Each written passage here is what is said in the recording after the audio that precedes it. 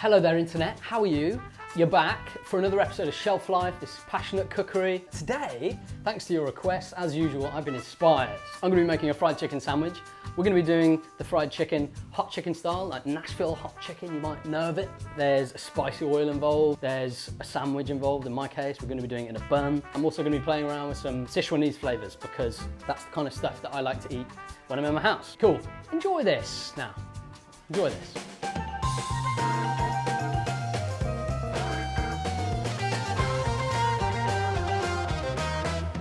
Okay then, easy peasy. So what I did yesterday was I put some amazing boneless, skinless chicken thighs, which I got from my butcher, in a bath of buttermilk with about a tablespoon of salt. I've done 5 there, 400 grams or 400 mils of buttermilk. Don't get like imitation buttermilk because it's just not the right thing. The consistency is really important, especially for us today because we're going to be using it in our dredging process, okay? That's what's going to give you that craggly stuff on the outside of the chicks, and if it's too thick it's going to change the way that the flour absorbs the moisture and you're going to end up with flabby, crappy shit fried chicken, okay? And that's not what we want. I've taken out these chicken thighs after their bath, patted them really dry. Now, flour time. I'm using 00 flour, which is a very finely milled Italian flour, and it absorbs less moisture than other flours. I'm using that, so I'm going with 250 grams of 00. Great for pasta, great for pizza.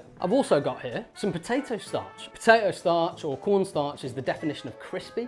That's what we want. We want crunchy and crispy. You got crunchy from the flour, that's got gluten in it. That's gluten-free, so that's gonna give you the crisp, and that's gonna give you a lovely ensemble of textures in your face, okay? So in that goes, and then right here, I've got just a little half teaspoon of baking powder. That's just gonna help the structure move and set, okay? As soon as it hits the oil, it's gonna go, and that's great. And now for a little bit of seasoning, not too much, because remember we're going down the Sichuan. Oh, for goodness, on! I don't want to go too mad with the seasoning because today we're going to be doing a special Sichuanese oil to go over the chicken. So I'm not going too mad.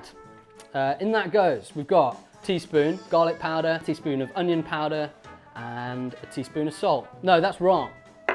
10 grams of salt, okay? The ingredient's going to be here somewhere.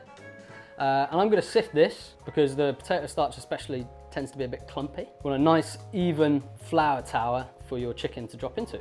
Now we're going to do a triple breading process. All you need to do is make sure that's nice and evenly distributed. Okay, got my flour. And then I'm going to grab my thighs, put them in, give them a light dusting of flour. And I want to shake them off. I'm just going to pop them there for a sec. So this isn't the breading process yet. This is just priming the surface so that when it hits the buttermilk mixture, which I'm going to show you in a sec, it gives you an amazing gluey foundation for the second dredge. And that's when you get serious action. Make sure you get all the excess off. Not looking for craggles just yet. Can you see camera? Good. Okay. Next step. Now, got my flour. I've got the remaining buttermilk from my overnight soak. In there is going to go 2 medium eggs. Then you want to beat that together with the most massive whisk you've ever seen. And you won't believe it, dudes, but we're nearly ready to dredge. Okay, now this is the special bit. I want you to get some of this dredge and I want you to drip it into here. About 4 tablespoons. You want a fair bit. That is going to basically start the little nuggets that you're looking to go for. And that really is a great way to get an amazing texture on your chicken, okay? Super simple. So then, you want to get one of these guys. And what you want to do is keep a dry hand and a wet hand. So him, into my... Oh, what's he done there? And what you want to do is keep a dry hand and a wet hand. Dry hand and a wet hand. He's changed hands, he's an idiot, okay? In and give him 1 flip. Let him hydrate just for a sec. And you don't even know how many craggly bits you're going to get from that. It just looks amazing. Down he goes. That's 1 complete. Go and entertain yourselves maybe for a sec while I repeat.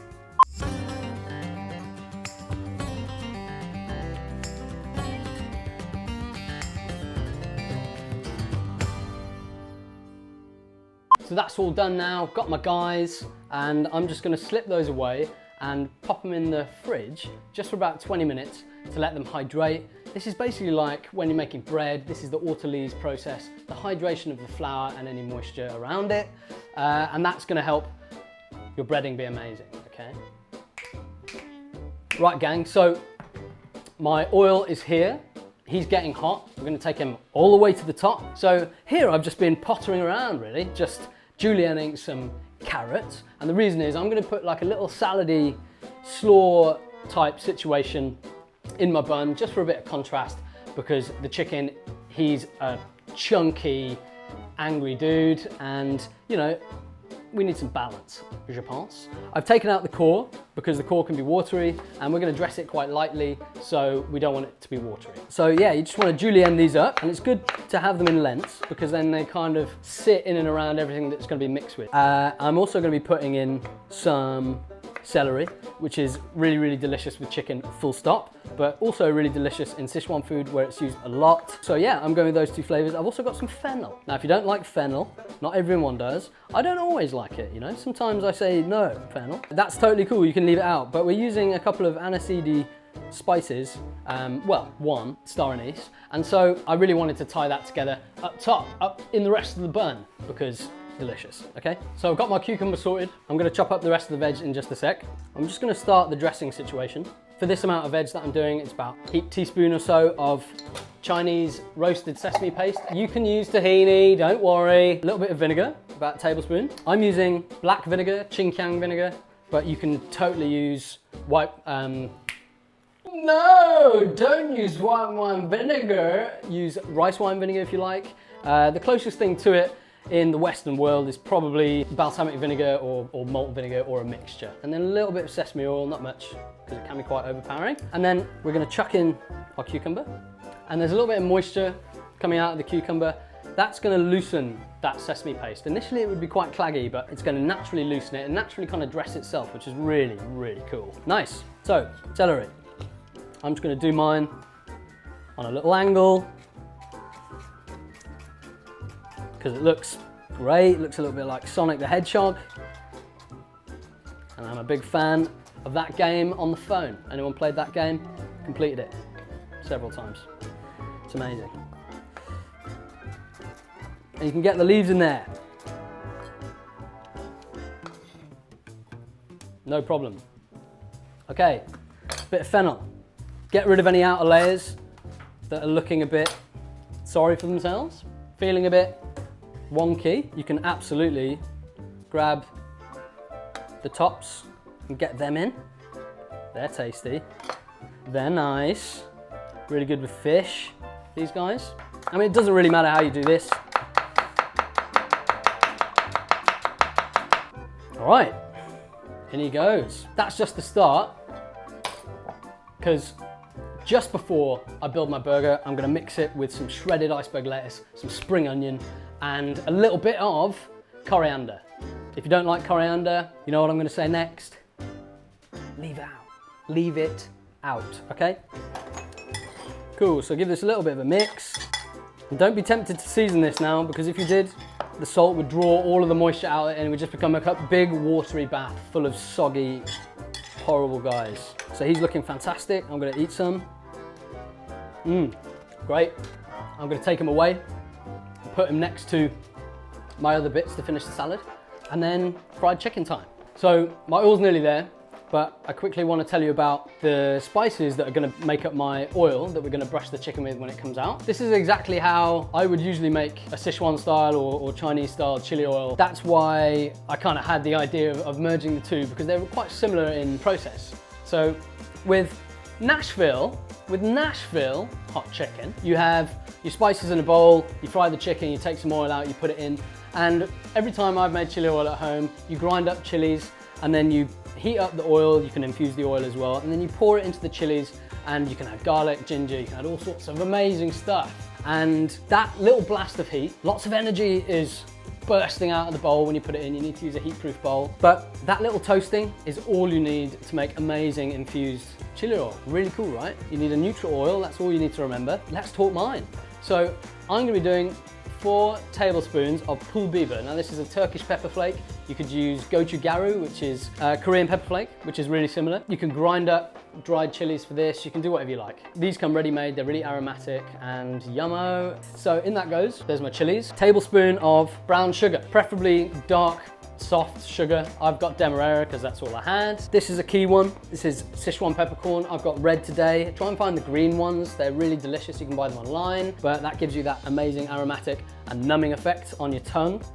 Tablespoon of that, quite a lot. Want the flavor though. This is freshly ground coriander seed, about a teaspoon. We're coming to the business end of the spices here because these guys are quite potent. So cinnamon, we've got some star anise, got some cardamom. You need to be a bit more careful about how much you use because these guys are a bit more powerful. So I'm gonna do half a teaspoon of cinnamon, about a quarter star anise, and same of the ground green cardamoms. So that's it basically, that's my spice mix, really cool. And to that, I'm gonna chuck in hot oil once we've fried the chicken, and then it's gonna be just like Nashville hot, but with a different vibe. Fantastic. Okay, so he's gonna set aside, and then we can get on with the chicken fryery. That's it. Okay, salad's good, oil spicing, good, oil, good. So now we're going in with the chicken. He's looking really gnarly and incredible. Remember when you drop it in, do it away from you. Do yourself a favor. Definitely do this in batches because the oil will definitely drop in temperature and it does take a while for the oil to get back up again. So if you put all of these in, all of the energy it would take trying to heat these up would cool the oil down so much that your oil would be like 130 degrees and then your chicken's ruined basically. And this little moment is key because this is when the batter's like setting up. So if you start bashing him around now, then your chicken's gonna be ruined. Again, all these things that can ruin it. Okay, so I'm happy with him. He looks incredible, super crispy, super crunchy. See you later. Amazing. Now whatever you do, don't sit him on a wire rack. Sorry. Whatever you do, don't sit him on a paper towel because it'll go soggy and no one likes that at all. Let's check his temp. He's hot to trot. So now we're going to sort out the oil. So remember, heat-proof bowl. Make sure you've got a nice dry utensil to lift this out of. And then you want to take, I don't know, about 150 mils. There he goes. The smell of that is just crazy. Absolutely crazy, crazy, crazy. So now I'm gonna dress the chicken and then we can build our bun. So just grab your spicy oil, give it a little bit of a swirl while everything's still hot, and then just spoon it over the guy. It smells ridiculous. It truly does. Okay, bun time. We're going straight up with some brioche buns. Just gonna lightly toast them, and then we're gonna build it with all of our amazing garnish. Yes, please. So there you go, gang. Slap down your toasted brioche bun. Hit it with some, I've just got some sriracha mayo here that's slightly marbled, looks incredible. I've also made some black vinegar pickles, but you can use any pickles you like, no worries there. Go down with your incredible spiced fried chicken thigh, crispy as you like. Hit it with your slaw that you finished with the spring onion and the lettuce. And then finally, for a flourish, go down with loads of Bombay mix. Now, Bombay mix mimics lots of those crunchy noodles that you get in Chengdu. And yeah, that's your bun basically. Absolutely ridiculous scenes. So good, man.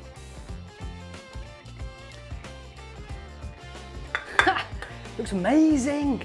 Yes, yeah. Right, let's give it a crack. Yeah. What? Stop it. What? Stop it. Wow. Right, I said the last one was the best, but no. Okay, gang, secret ingredient, Bombay mix, Sichuan, Nashville style hot chicken, totally delicious, totally gotta give it a go. Look guys, thanks again for tuning into Shelf Life. Love you guys, thanks very much. Hot chicken sandwich, game over.